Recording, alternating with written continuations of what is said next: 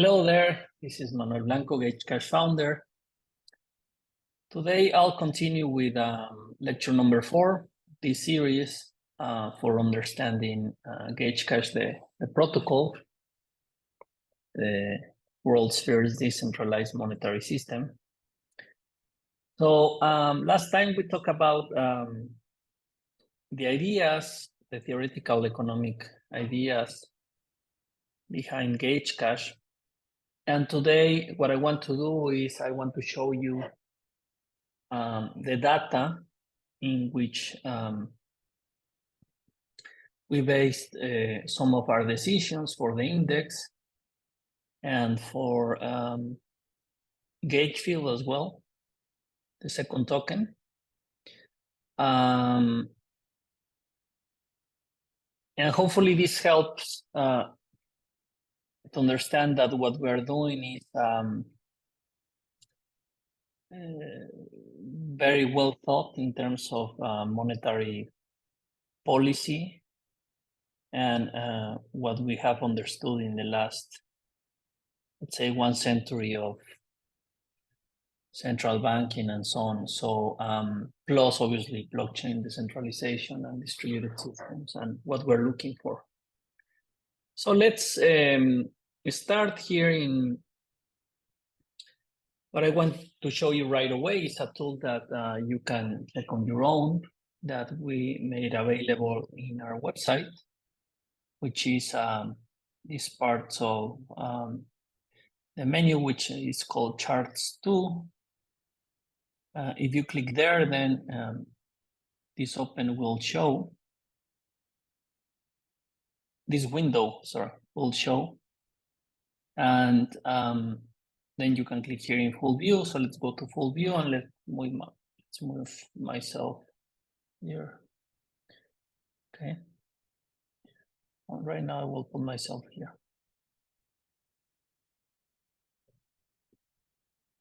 Okay. So basically, what is this? Well, this is the behavior. So this is the index from 2002 all the way to 2023 today, right? Every day is posting actualizations or updating. So basically you can see here the behavior of the index since the euro was created. As you can see right away, the index is pretty stable.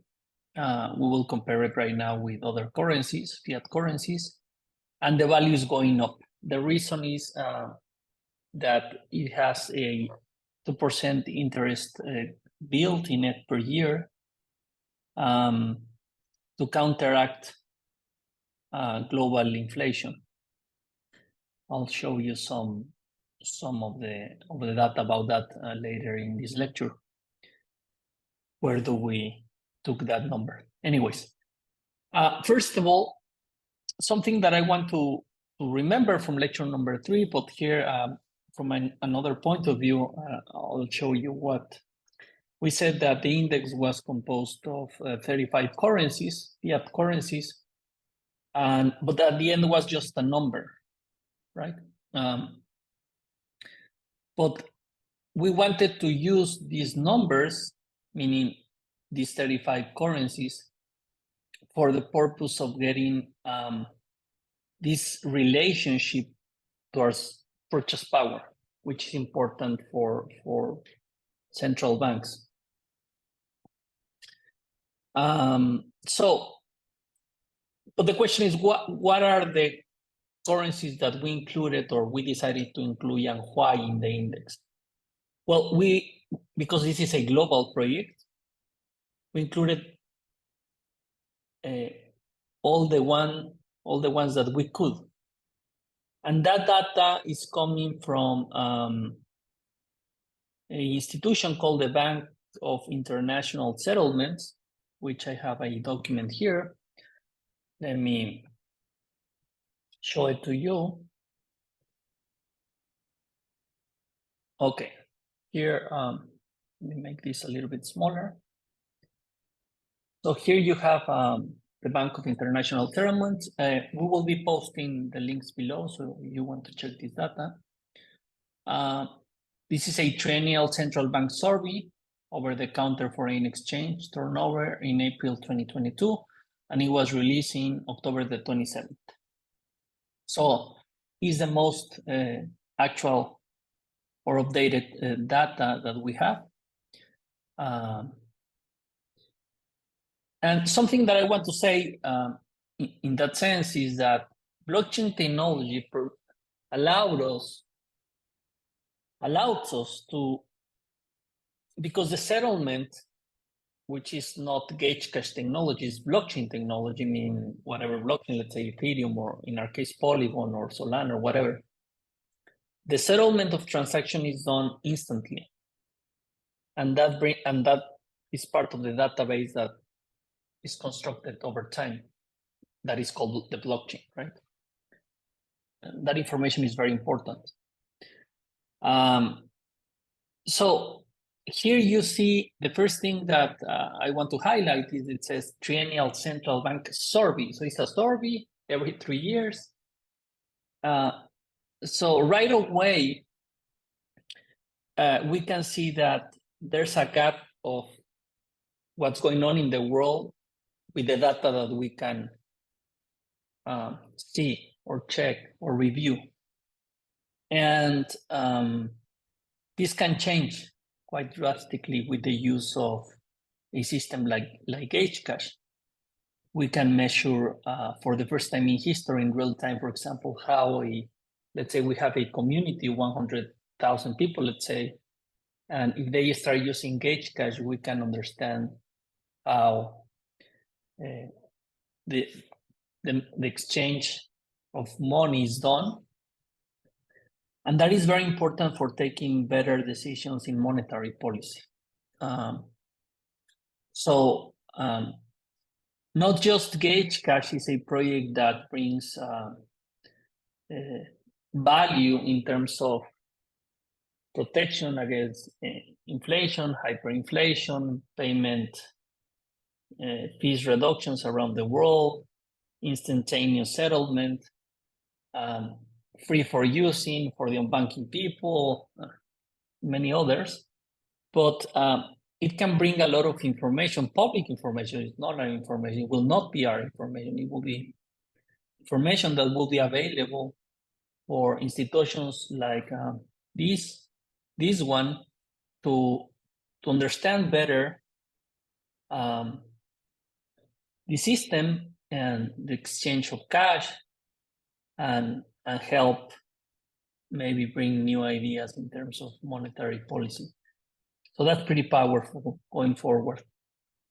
If we go here to page number 12 of the document, let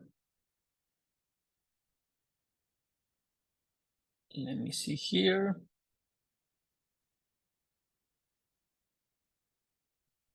Yeah, page number 12. It's a little bit small.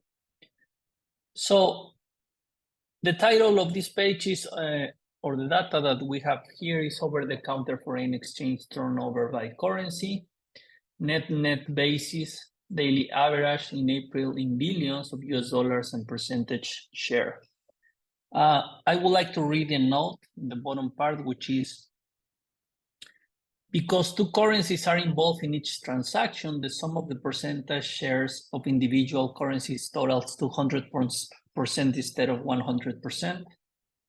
Adjusted for local and cross-border inter-dealer double counting, i.e. net basis, turnover for years prior to 2013 may be underestimated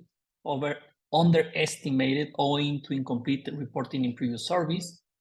Methodological changes in 2013 survey ensure more complete coverage of activity in emerging market and other currencies.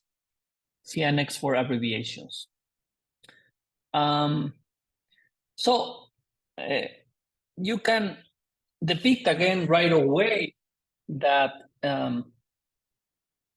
another aspect of what we know about cash, that I will show you the numbers and something important to understand the size of the market in which we are bringing this solution, is that even at this level of banking knowledge of transactions that we have in 2023, the values before, at least for this survey, prior to 2013, it says it can be underestimated. That is very logical because, well, in this case, you read it because of how the methodology of the surveys and information that is available. But remember, this is just money that is traded through banks. So what is the amount that is traded out of banks, meaning cash, right? So probably it's a lot bigger. So what I want to rescue from this comment is the market that we're targeting is the largest in finance history. If you go to the bottom here, you will see that the total for 2023 is 7.5 trillion Euro USD traded per day. Well, sorry, it's not Euro USD, it's the total amount of currencies traded per day in $1 billion. But just the Euro USD, sorry, is 6.6 trillion. Okay, you can see it here. Here, let me make this a little bit larger, and then this is the dollar. The euro is 2.2 trillion, and then the yen is 1.2 trillion. So that's why I was saying that the euro US dollar is just almost more than 100%. Remember that here the measurement that he's saying is measured under 200%. So if we rounded it up over 100%, it will be more than 50% totally just the euro USD market, which will equal to a amount of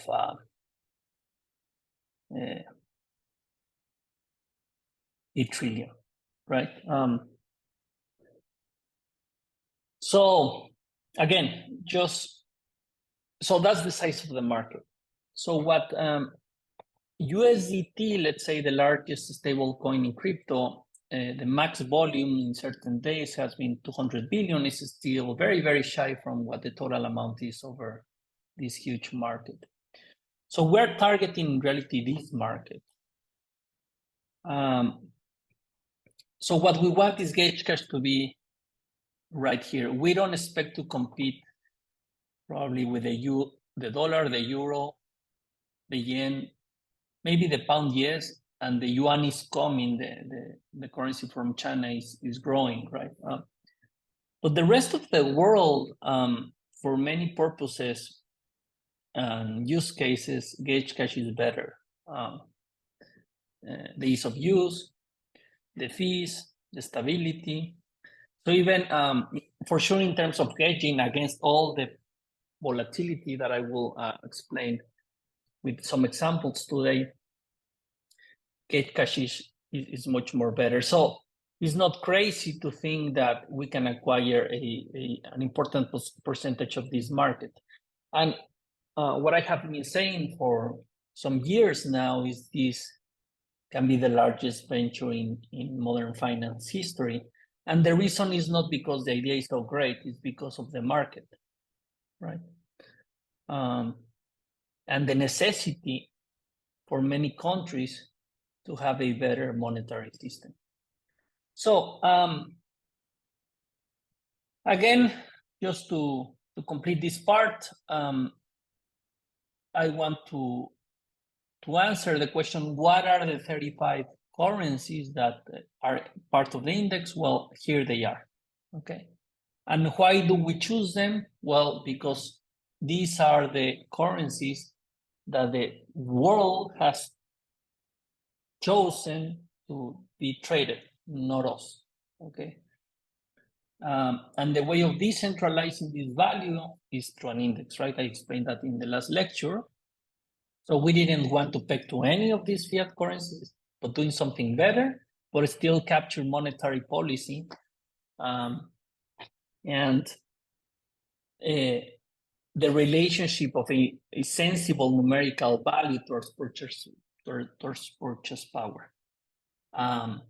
So all of these are part of the index. We went all the length to put them all. And here at the bottom, you can see that the pairs against the US dollar that are kind of liquid are less than 35. So it was not easy for us to find information in real time of some illiquid pairs. But at the end, we did it with help of Chainlink. And now we have several providers in which we are bringing the data, the real data of what is called the market making of the largest financial market in the world into the index in real time. So this information is captured by the index and then processed through Chainlink's technologies, Oracle technologies. And then the value is, it's here, right? This is the value for today. So something that I just want to say about this well, a couple more things about this data is that we didn't contemplate the dirham that is used in the United Emirates, because the dirham is pegged to the US dollar, meaning it's a constant to the US dollar. So basically, if you use it, you are just using the dollar. So it's a 1-1 relationship. So there's no monetary policy involved. It's the same one as the USA. So we didn't put that into consideration. The other thing is that for an interesting thing here is in page number 14, you can see the countries in which by percentage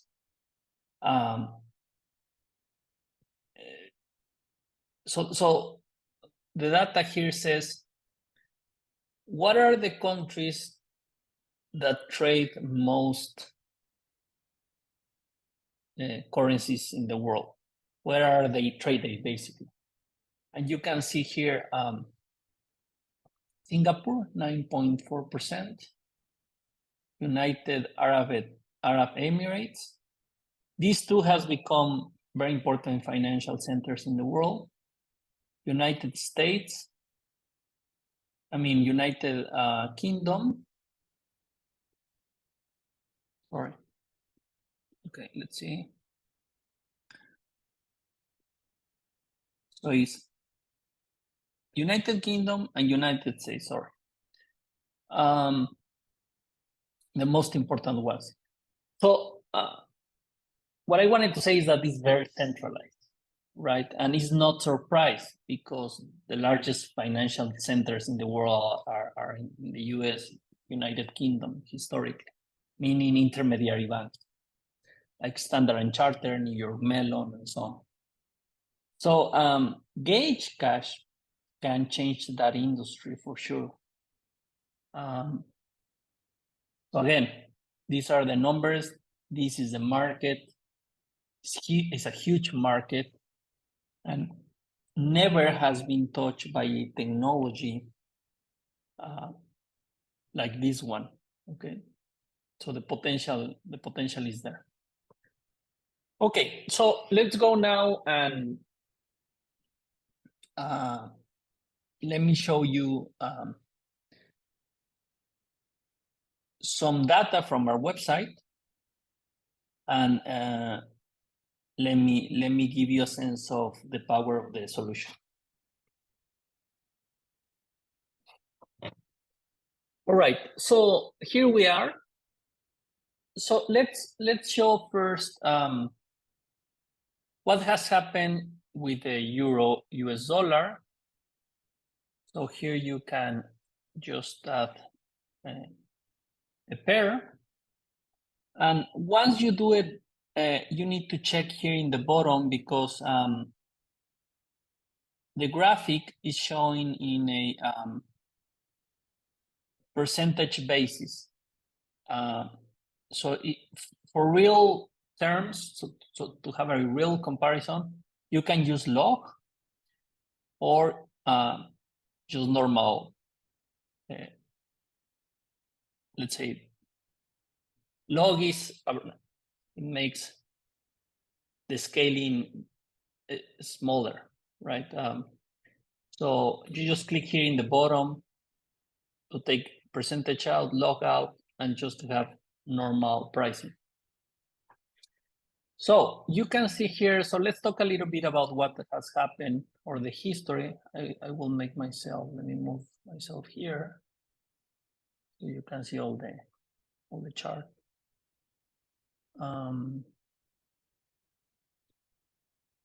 Okay.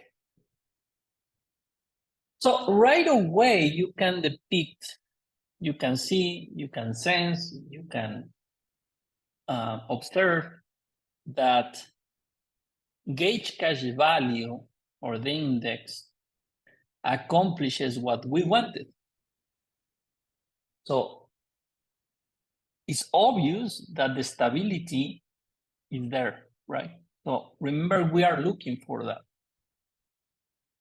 So we were looking for a decentralized value that was stable.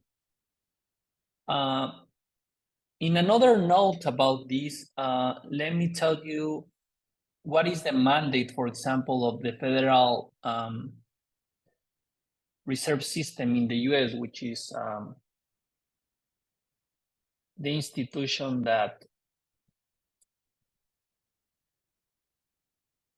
Federal Reserve mandate. So let's read it from their side. So basically, this is what most central banks that are open to the world are trying to accomplish since they were created. So that's why we can say, although we are not a central bank, we're taking part of or the responsibility of if we want a global monetary system that is decentralized, I will tell you exactly what are the problems that we are solving, right? And what are the problems that is not in our wheelhouse. So it says, the Federal Reserve Act mandates that the Federal Reserve conduct monetary policy so as to promote effectively the goals of maximum employment, stable prices, and moderate long-term interest rates. Even though the Act lists three distinct goals of monetary policy, the Fed's mandate for monetary policy is commonly known as the dual mandate. The reason is that an economy in which people who want to work either have a job or are likely to find one fairly quickly, and in which the price level, meaning a broad measure of the price of goods and services purchased by consumer, is stable, creates the conditions needed for interest rates to settle at moderate levels. And then it goes into explain how is formed. And something that it doesn't say here right away, but you can check here by these other biographies, the Ben Bernanke book. This was written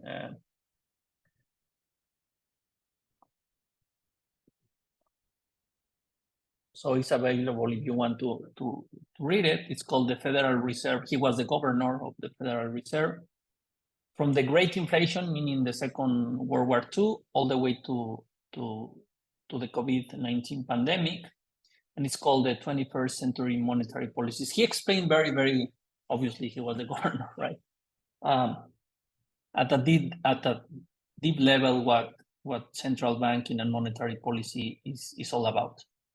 So he's, you can listen to him. He will do much more better than me.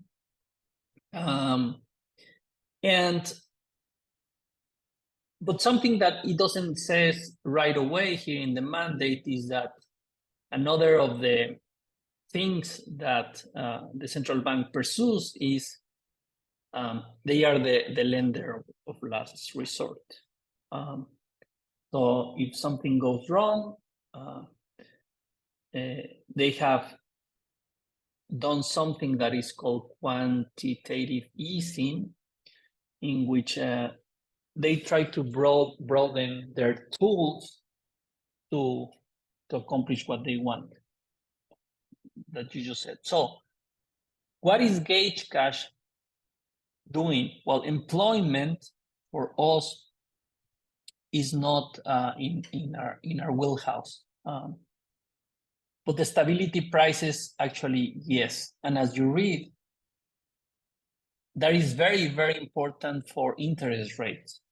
Although interest rate is an incentive for a system that is based in debt and so borrow and debt, credit and debt. And GAUGECASH, in that sense, we said the last time that we're a hard monetary system. So in that sense, there's no debt. They say relationship.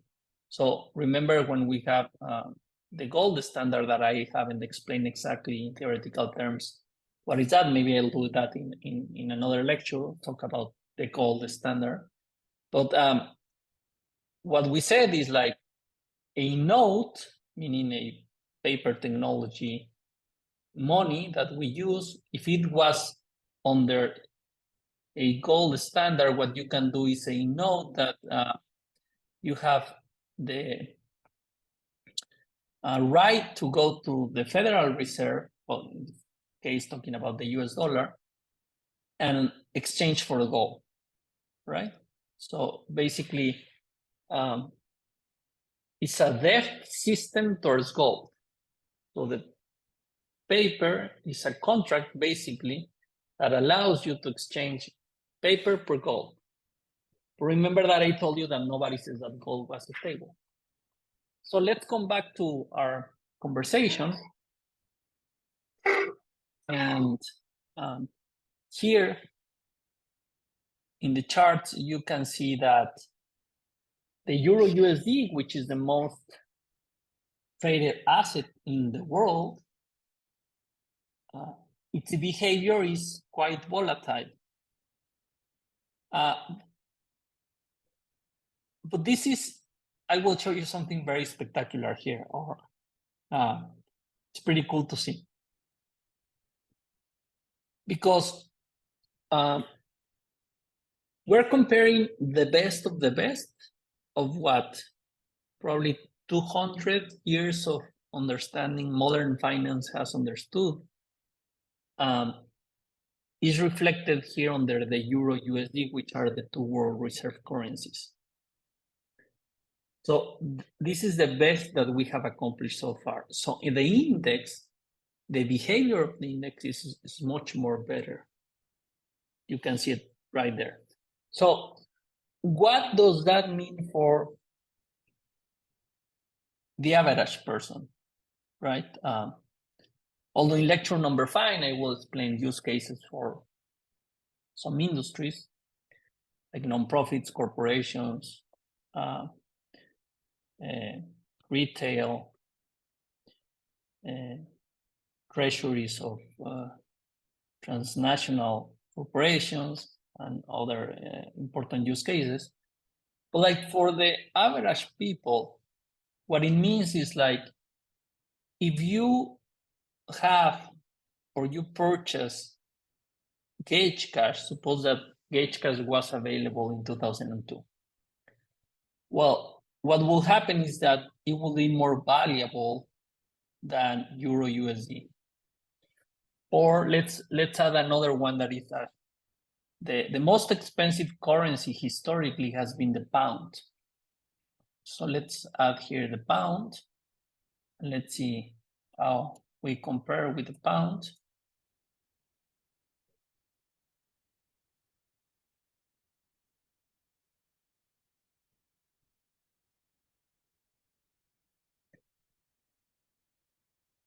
Okay.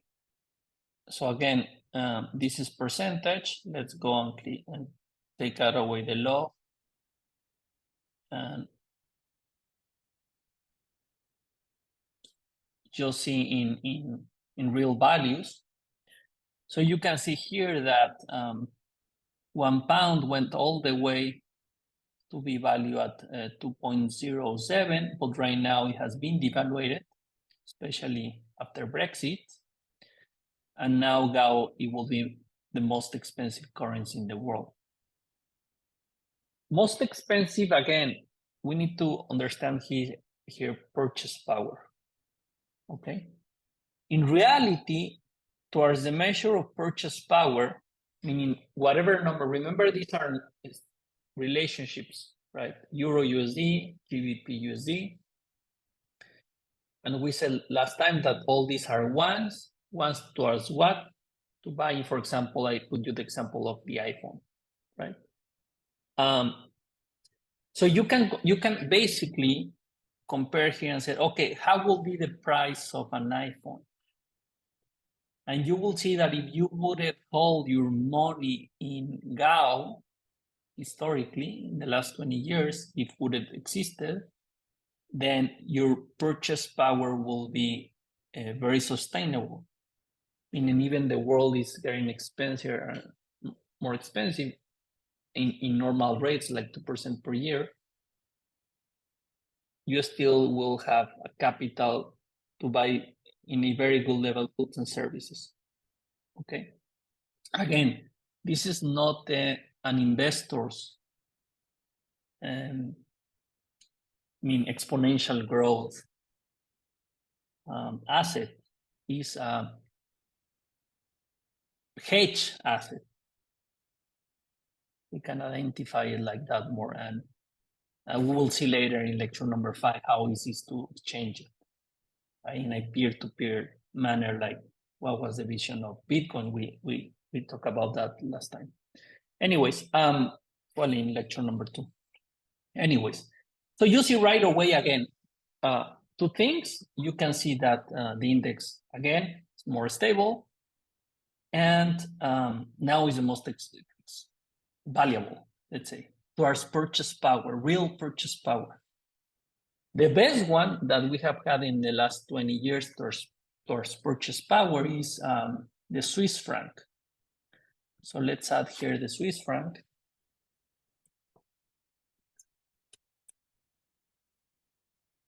So now it's in yellow. Let's take the log. And you can see that the Swiss franc has been growing in value, right, against the dollar, just like the euro and the pound. These are the 3 that actually are more valuable than the dollar. But always the question is, but what is their purchase power? And the only one that in the last 10 years is, so basically if you hold Swiss franc, you have a deflationary 2% in 10 years towards a good, let's say. What does that mean is like an iPhone is 2% cheaper now than 10 years ago. That's what it means, okay? But it's the only currency in the world that happened to be that way. And the reason, it's pretty interesting. I will tell you a story right now about the behavior of the Swiss franc. But again, okay, so first conclusion of this review of the index, you can see it in front of your eyes, the expected behavior that we wanted. We wanted something very stable and that is growing in value. Okay. Why can we sure that in the future is going to behave like this? Well, because by mathematical definitions that I explained based on modern theory of portfolios and the math that I already explained to you. But I will share with you a data sheet in which we will see, we'll expose the index to very radical changes in the future. And you will see that the value will hold, which is pretty impressive to see. Very, very cool to see. But anyway, so far, the first conclusion is right away, you can see that the index is much more stable. So we're accomplishing something that really is very hard for the best central banks to accomplish. We read that the stability of prices is key for growing, right? And that should be obvious, okay? Remember that a central bank is, they want to create jobs. So jobs is mean you have, let's say, a minimum salary in a country. So you acquire a job, you go and start putting some hours, and you get some money. If the prices of goods and services are stable, then it means that if you work more or more efficiently, or you start acquiring technology, so on and so forth, then you can grow your wealth, and then you can start acquiring more goods and services. But if you work and the prices are going up, then your growth is counteracting with inflation. That's why it's very important for central banks to control stability of prices. And this system, the GAUGECASH protocol, does that better than any other asset in history. And you can see it here right away. Now let's talk about, before going to so let's leave these three major currencies and let's put the opposite case, right? So you can see why these three major currencies will look very stable compared to something that hasn't been that stable. Or what we have suffered in Latin America for many years, which has been hyperinflations, which is the case of Venezuela in the last decade, and for example, the case of Argentina and the Argentinian peso. So let's have a look at the Argentinian peso. So all the currencies that I showed you from the Bank of International Settlements that are part of the index, you can compare them here, okay? So let's add the Argentinian peso. And well, here is in purple. And now you can see what the hyperinflation looks like in percentage. Remember, again, always when you click here, percentage is shown before. So this is a way to compare. And you can see here the exponential devaluation of the Argentinian peso. So basically in the last decade, it has devaluated 90.99.97%. Now let's see it in real terms. So let's take the percentage out. And the real value now is 0.009579, which I told you in the last lecture as well, that a hyperinflation literally looks like this. And now you can see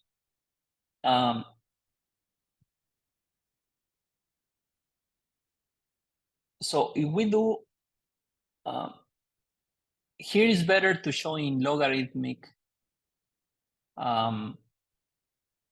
scaling the behavior, because it's so large from 1 to almost 0, or literally 0 from the Argentinian peso, that you see how the other three major currencies seem pretty stable now. And that's why they are the best ones. Right? So now you have a sense. But here in the back, this little line almost now becomes perfect line. So that's the index. So hopefully you I don't need to explain much more. Just you can see right away here in front of your eyes the power of the index. This is real data. This is basically what we did is all this data is historical data from many sources, because the Forex market has existed since many years ago, 30 years. I mean, before that, but like meaning the data, 50 years.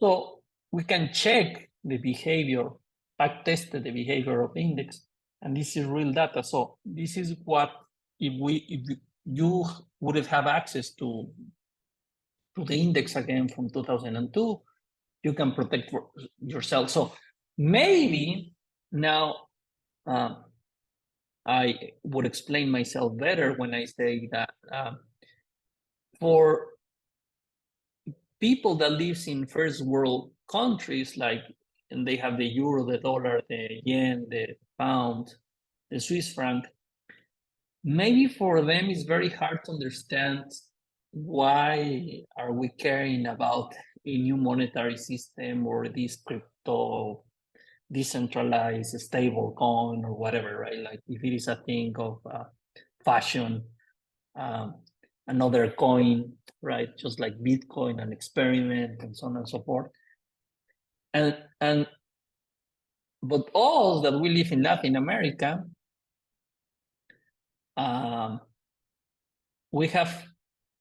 we're living things like this, right? So if a person in Argentina knew about this and could put his money in GAU in 2002, he wouldn't have let's say, they will protect or hedge their money at these levels. Which if you make the percentage in terms of how much is it, is many thousands, depending on how you do the math, but like many thousands of times more, right? Money, what you would have for what is worth right now in Argentina. And I can show you another examples, but like you can play with this and see for yourself. For example, in Mexico, here is not in the charts because again, we just went back all the way to 2002 when the euro was released. Only in 1994, we have a big devaluation, and in 1982, and actually in the book of Manuel Blanco, he explained many debt crises in the last 100 years, well, 90 years, let's say, now from the big recession all the way till now, it's 80 years. So this is a huge deal problem in the world. So for the first time, we have something to protect people against, and it's for free. So I just want to say that GAUGECASH is not just a project for surpassing USDT, because USDT is centralized and blockchain is not about that. But we're using blockchain technology to surpass not just very basic implementation of the technology, but to bring in reality a monetary system with all its power to solve this problem that you are seeing in the charts. So we want that people protect themselves against devaluations. Actually, corporations, they do that, right? There are some assets built in, I talk about, I believe, that as well in the last lecture, in the New York Exchange. Or sometimes normal people, average people, is not aware of protecting themselves against inflation, or let's say fiat currency from a country that is in debt and they are in risk of defaulting and so on. But anyways, so here you can see those behavior, but still, I want to show you another thing that I found very, very spectacular, which is a recent history of what happened in 2015 with the Swiss bank, okay? So let me show you that. It's pretty cool to see, I believe. So again, just to put some examples, now that we have the technology and the charts and the historical backtest, so you can understand the power of the solution, okay? For real. And let me do that.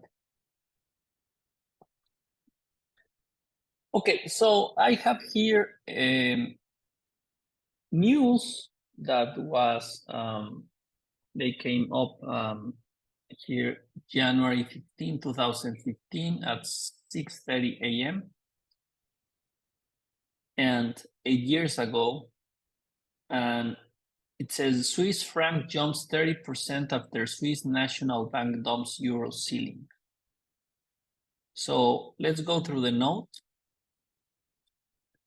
It says Switzerland's franc soared by almost 30% in value against the euro on Thursday after the Swiss National Bank abandoned its 3-year-old cap at 1.20 francs per euro.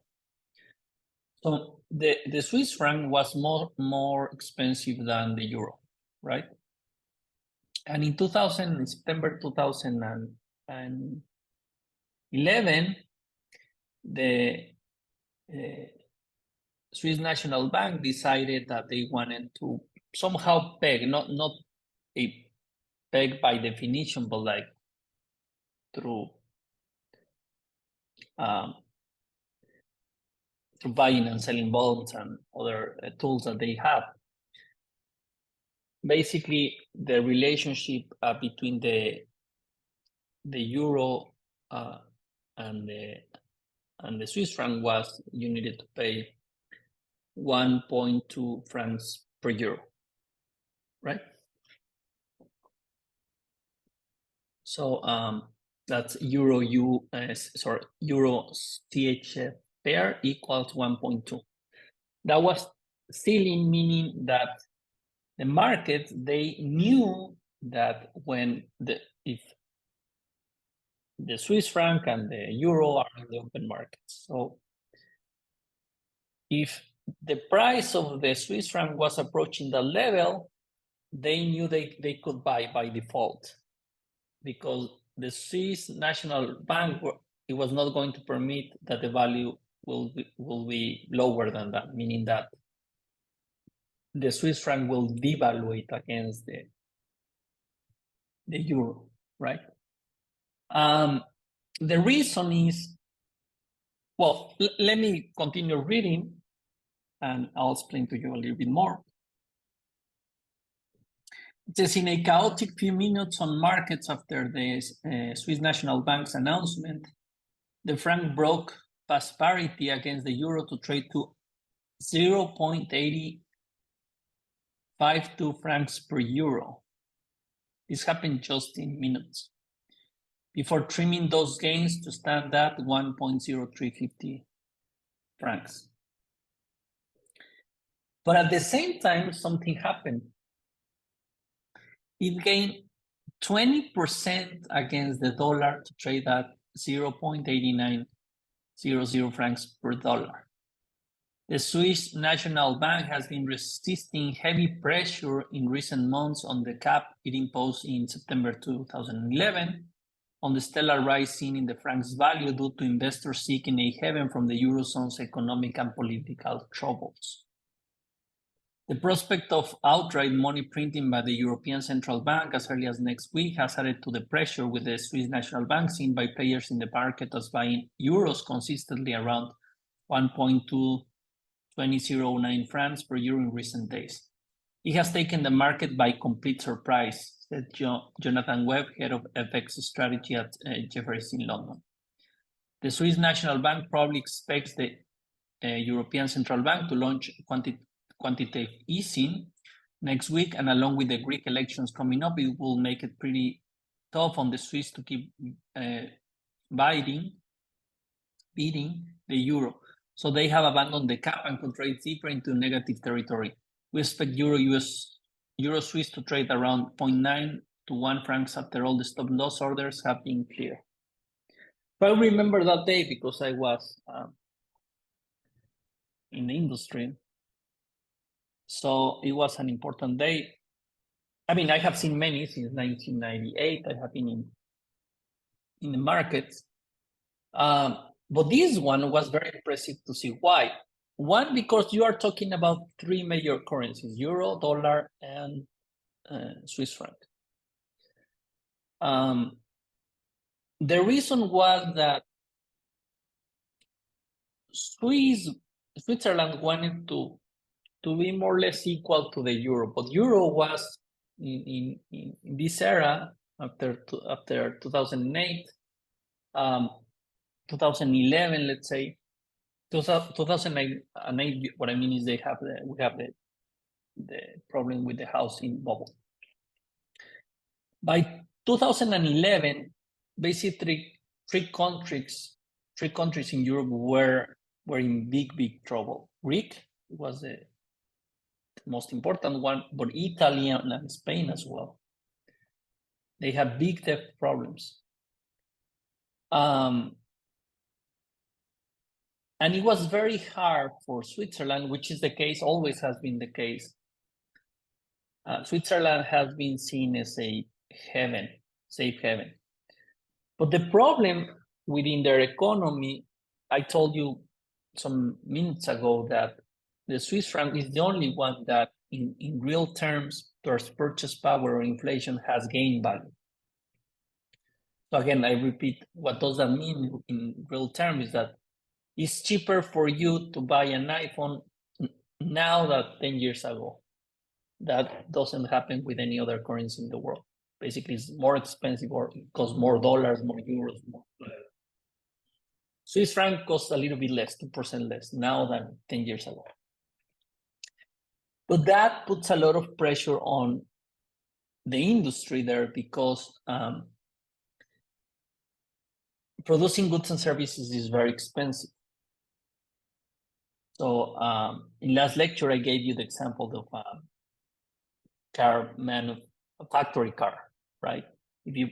Nobody, let's say, if BMW is thinking to expand, or let's say now Tesla is not thinking in Switzerland, right? Because it will be very expensive to pay people there because you need to pay them in Swiss francs to make cars. So that's why Switzerland is dedicated to the luxury industries, right? Because they have more margin. But that could not last forever. So let's go to the charts. And let me move myself here, and I'll show you.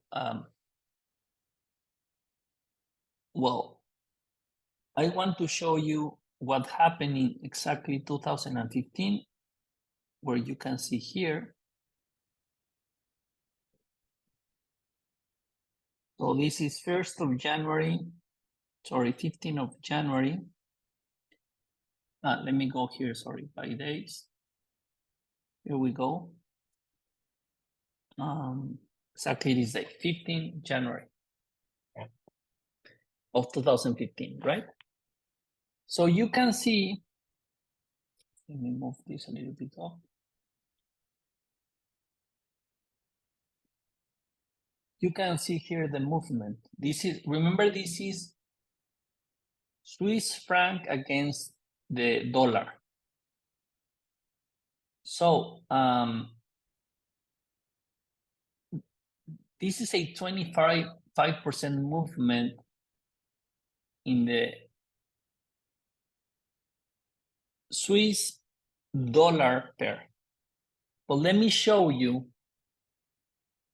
Let me make a pause and I'll open so I don't waste time. Give me a second. Okay, so here you have it in one day.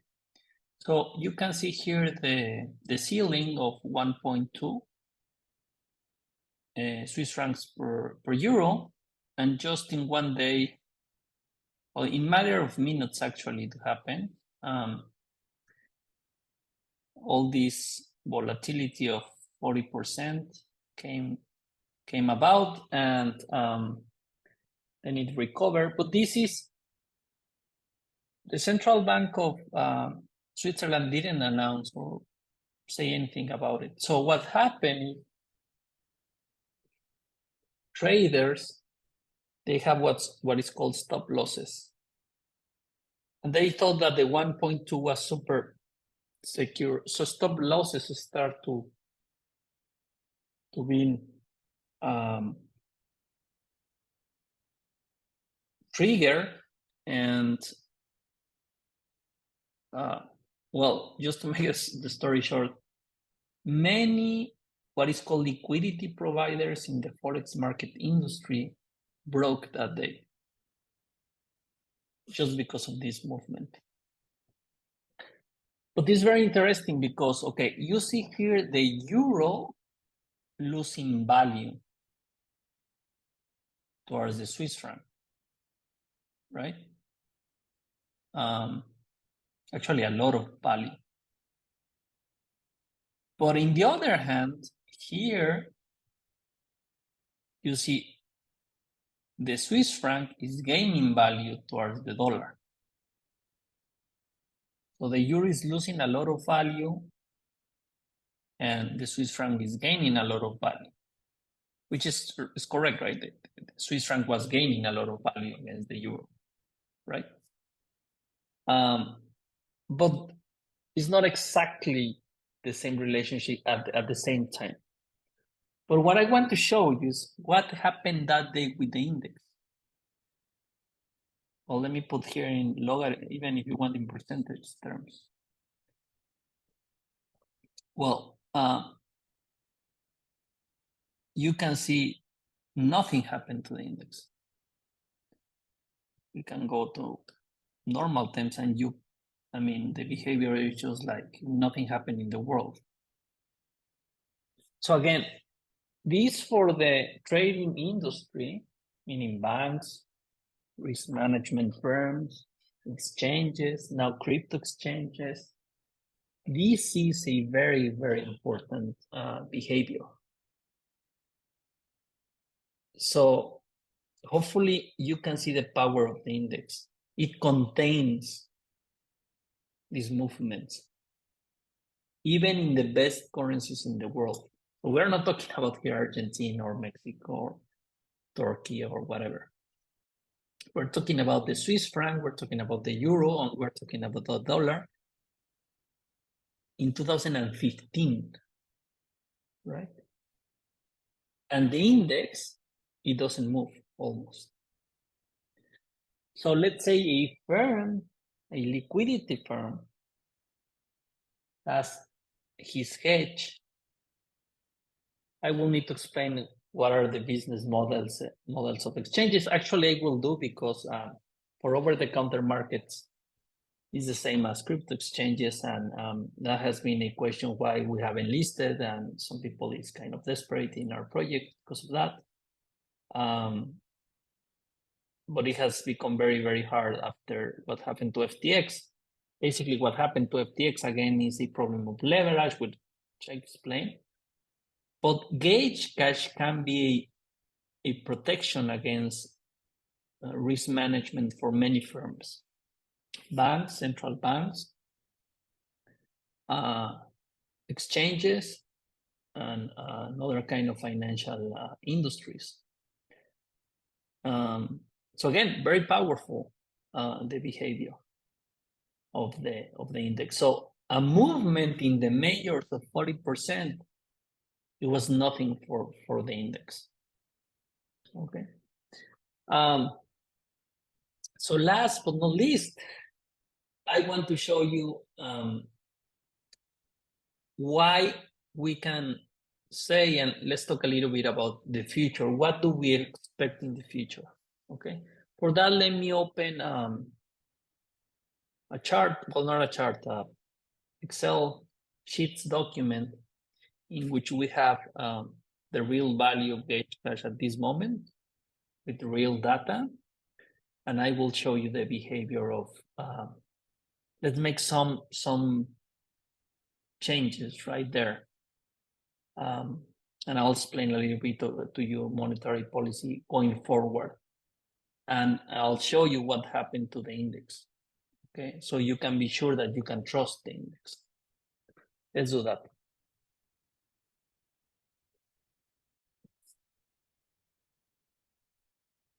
Okay, so let's talk about the future of the index, which is what we thought about a lot,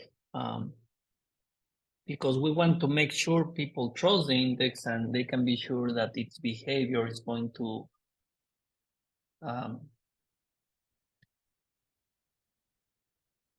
be correct for the purpose of what it was built, which is to protect you against inflation and hyperinflation, meaning that for no government decisions or geopolitical decisions or central banking decisions, your wealth, meaning a store of value, or if you want to use GAUGECASH as a means of as an electronic peer-to-peer cash system to pay goods and services around the world, the value is going to stay there. And remember, when we always talk about value, we talk about purchase power, meaning that a number is good to price goods and services, but at the end, the abstraction is that we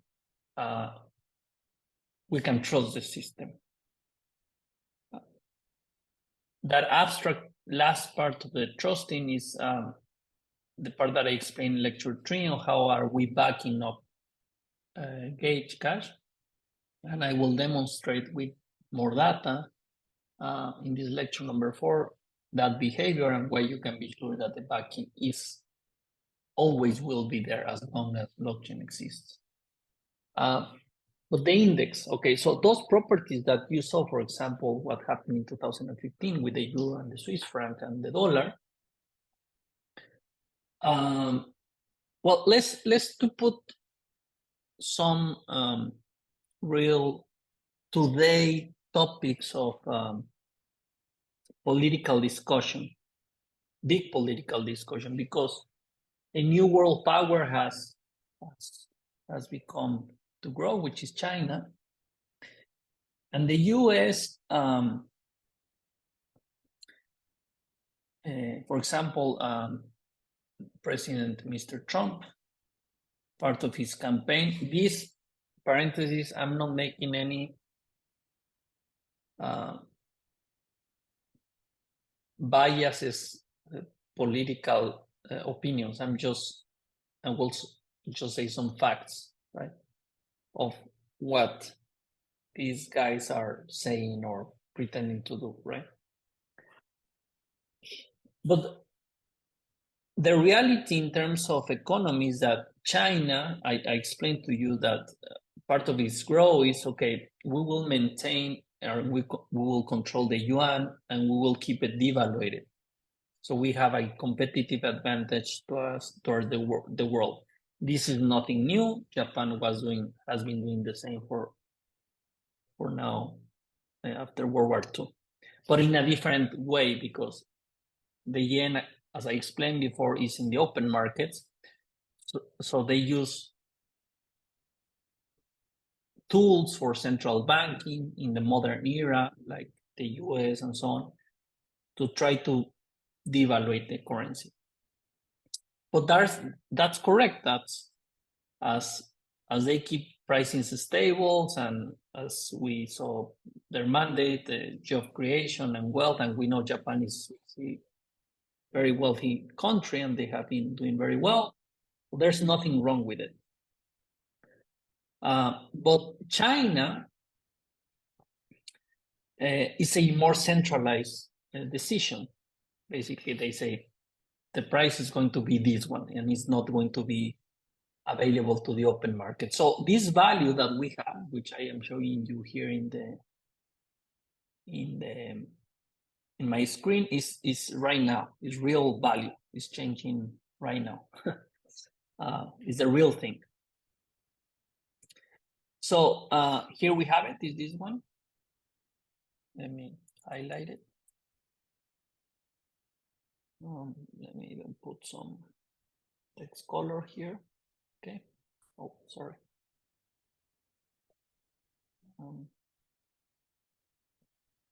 I was saying that you can see there, this is the yuan, which it has two markets, the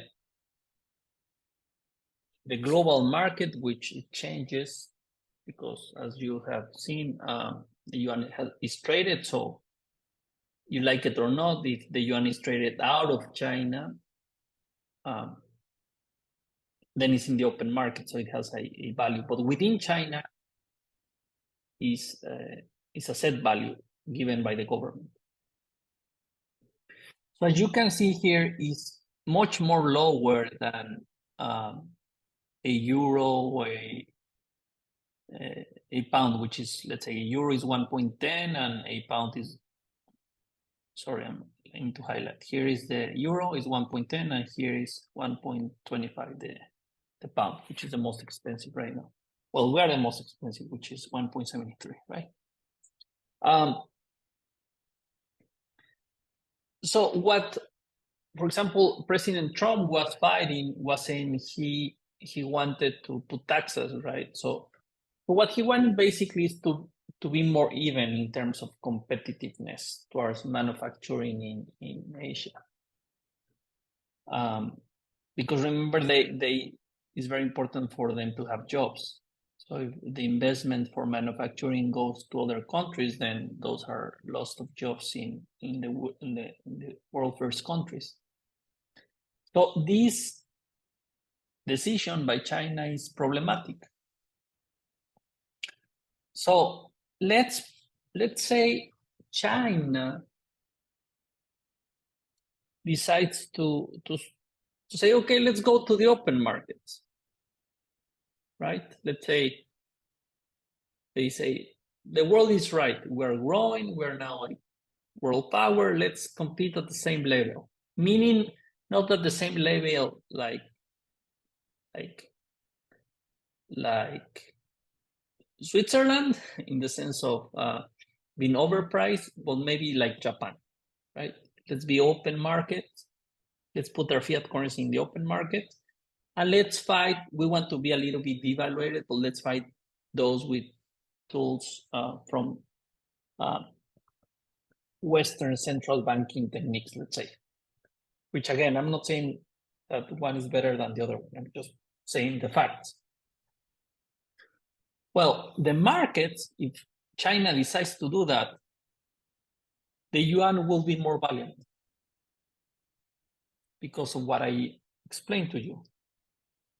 China has the second largest GDP, if not more than the USA. So their currency needs to be more valuable by definition. So let's do it here. Let's suppose that happened in 50 years. I don't know. So the question is, what will happen to the index? So as you see, the index is more close to the valuation of the first world countries or the major currencies. And the yuan is 0.144. So let's say that the yuan goes to 1. So $1 equals 1 yuan. Okay, so I will write here $1, that relationship. And you please observe what happened here. It went from 1.73 to 1.75. So the change is just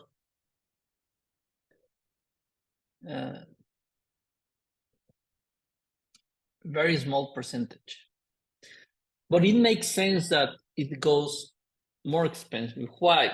Because the second largest economy in the world is getting in parity with the monetary systems that are worth more or less around 1. So that percentage, so it's pretty stable, but now you have one yuan and you have one gauge cash, and that gauge cash can still is more expensive than this one, but in a small amount, right? So that would be good for both parties. I'm not saying it's a perfect relationship. I'm just saying it's good. I mean, if gauge cash is used in the US and gauge cash is used in China, and this change comes to reality, the index will be more closer to both of them. And actually, we're talking about 50 years and 100 years. Let's say China becomes the world reserve currency, then gauge cash, by the increase of 2%, will be there in terms of the relationship towards purchase power in the world. What I'm saying can sound speculative in the sense of the number relationship. Don't worry too much about that. What I want you to capture is the stability of the index. That's what is very, very important. So we changed from 0.1 yen, let's go back here, 0.144 yen, dollars per yen, to 1. And the index just changed to 1.783 to 175. So you won money because China became more valuable. That makes sense. But not a lot. That's the part that I don't want to discuss right now because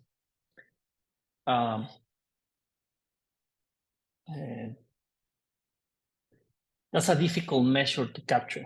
Okay, but what I want you to reassure you is that this is a big movement. It's very unlikely that it's going to happen. Okay, I'm just putting the case in which China decides to be more just, let's say, or less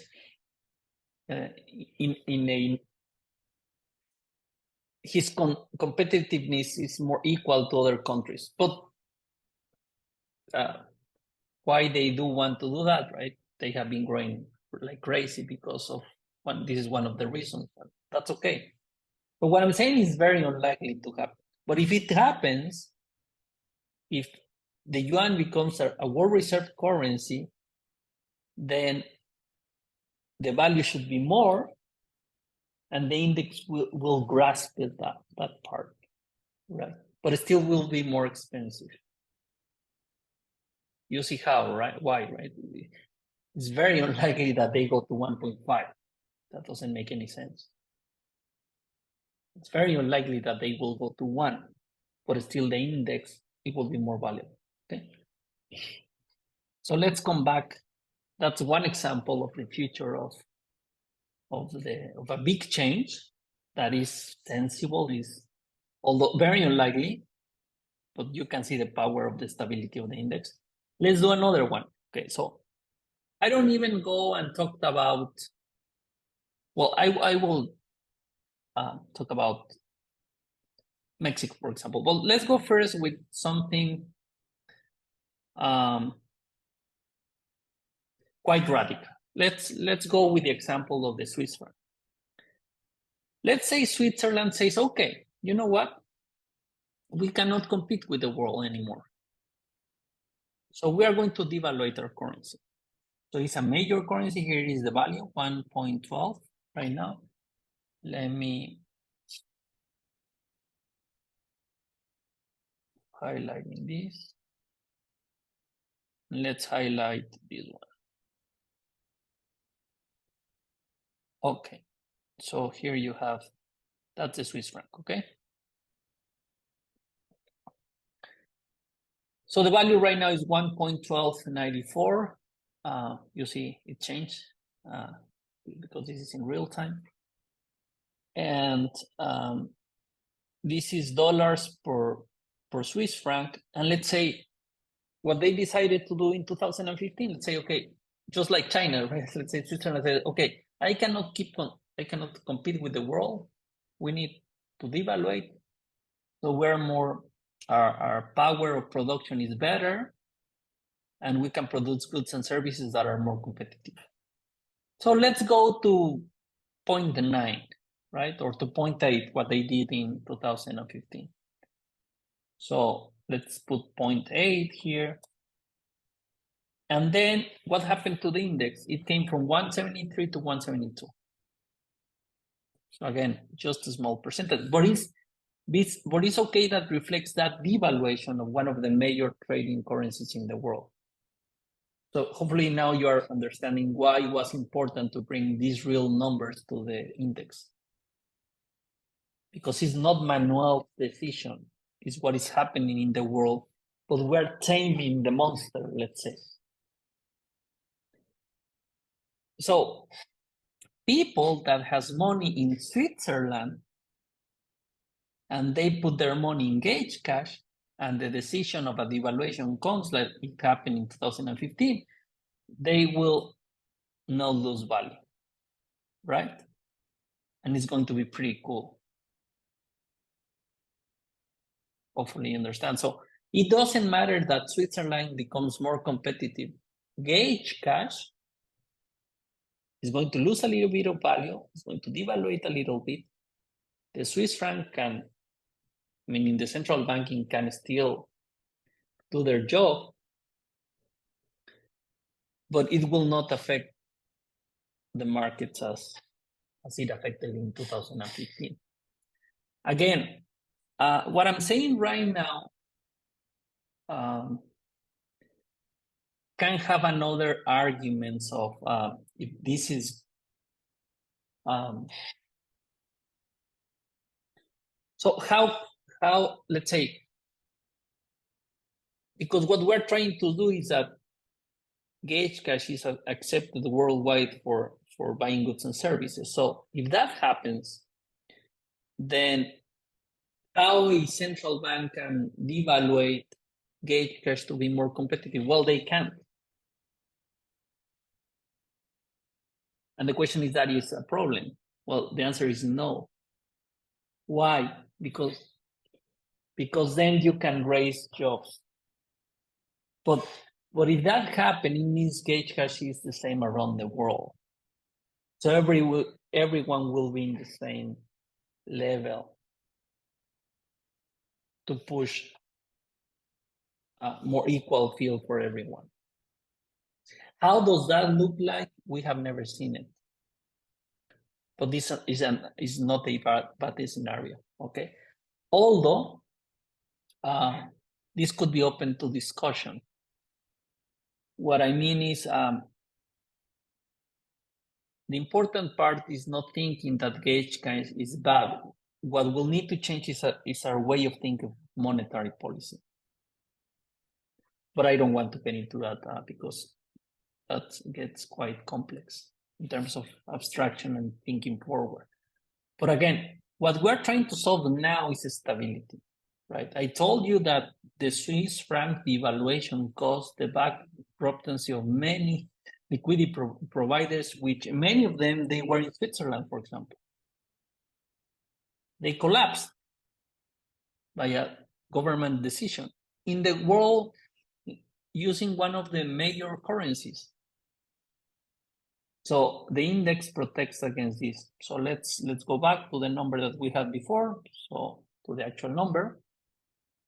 And now let's do something quite drastic, like let's talk about my country, Mexico, which for the first time in history our currencies valuating instead of devaluating just because of the nearshoring and these problems between China production and the US and so on. So many manufacturing is coming to Mexico that has been making the Mexican peso more valuable.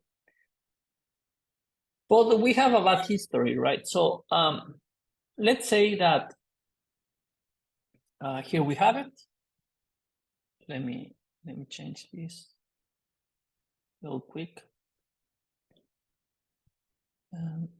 Here we have the Mexican peso. There we go. Okay, you can see it there. Again, here we have the value of the index. So let's say again, now the Mexican peso is worth 0.05 dollars per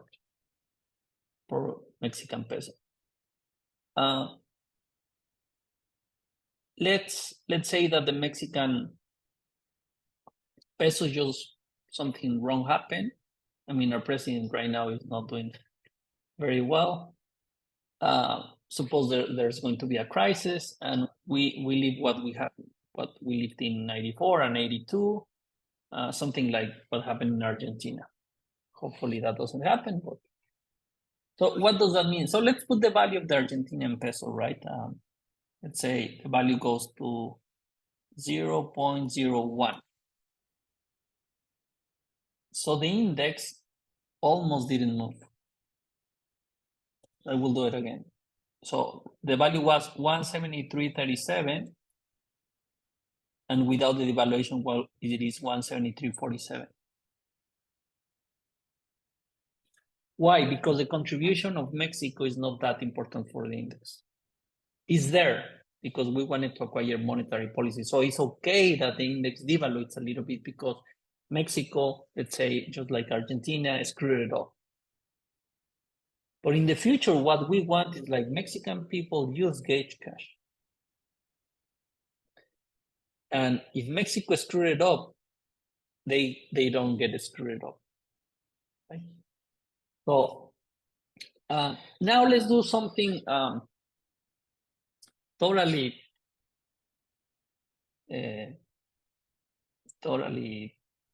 extreme, let's say. So you can see that even, let's say, what happened if all the currencies they go to zero, meaning the whole world breaks down. Okay. Again, very, very unlikely this happened, because if that happened, it means for real that human beings are being somehow destroyed or something. As we know it today, maybe World War III or something like that. I don't like to get in that kind of speculation, but what I'm saying is reasonable, meaning if all the currencies go to zero, something very, very wrong is happening in the world, right? But we thought about that, right? So let's make all the currencies zero. And let's see what happens, right? So we have the euro, the index. Imagine the euro goes to zero, the index will be worth 1.7, okay? Let's do it for all the currencies. And obviously, the index will devaluate, right? Because it's taking into consideration all the currencies in the world. So now all the currencies are zero. But what happened to the index? It converges to a number because of its mathematical properties that I explained in lecture number 3. So we can trust that in the future, we can have this value for exchanging goods and services, even if the whole world goes crazy. So it's in front of your eyes, right?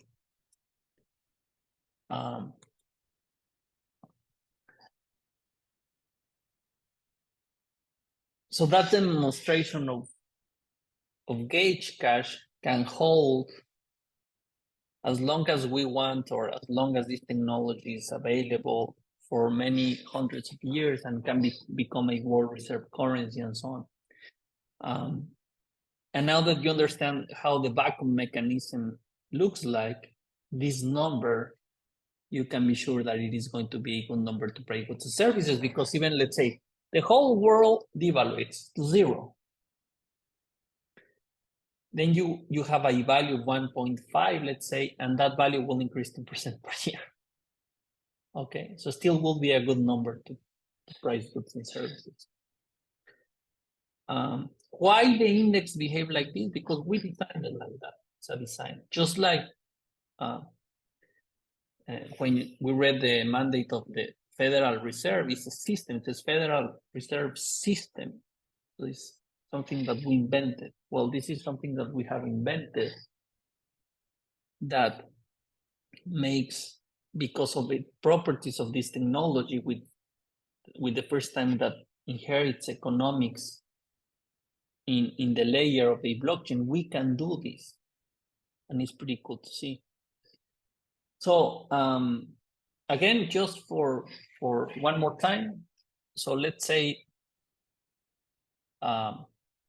imagine here I will highlight the pound, post something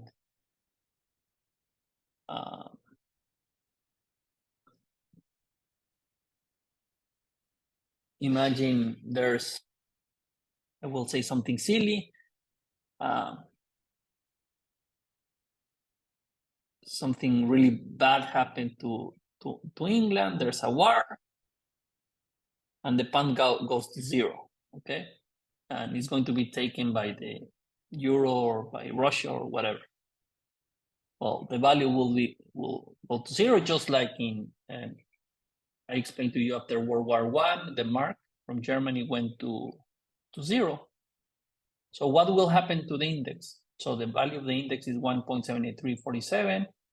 If we plot zero, it will devaluate again because it's a major currency, but it was just came from 1.73 all the way to 1.70. So yeah, if you own GAUGECASH and something bad happened to the pound, you will lose a little bit of money, but just a little bit. And then by the 2% increase per year, you will gain it again. But you see the difference, right? I'm saying that imagine the population in England knows about GAUGECASH, that where hopefully that happens. They have their money and resources being hedged by GAUGECASH, being safe, and there's a devaluation of their currency, they are protected.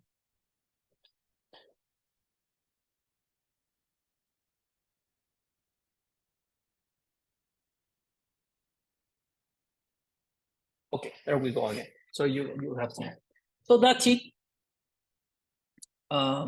This is everything that I wanted to say for GAUGECASH. Let's say data part one, and I'll show you some data for GaugeFill as well, which is the behavior of a monetary system. If you remember that relationship 5-1 that I put in lecture number 3, and those figures that I told you about the World Bank and the UBS and all that, I will show you that, and we can make an approximation of the value of GaugeCash at equilibrium, right? So you can be convinced that it checks all the boxes of what is a hard monetary system. Maybe we will talk about gold this time more, the pros and the cons and so on and so forth. But anyways, that will be part number 2 of this lecture. So talk to you next time.